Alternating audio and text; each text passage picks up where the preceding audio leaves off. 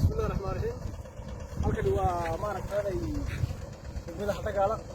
waxa soo gaaray maaragtay kulaalay iyaga afarta haystay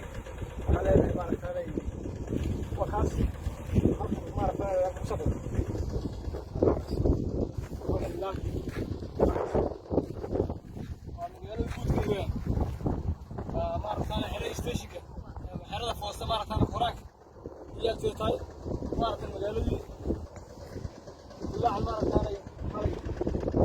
على المدعي ساكال يا أنا قال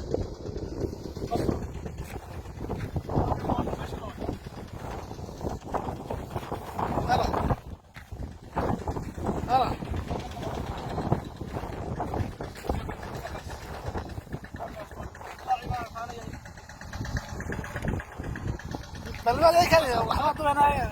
عفرت طلعنا سوق هذا قالوا بني بلدوي طلعنا سوق هذا قالوا عفرت قطع سماه طلعنا سوق قالوا ناخذ الناس في الوقت وين هاي طلع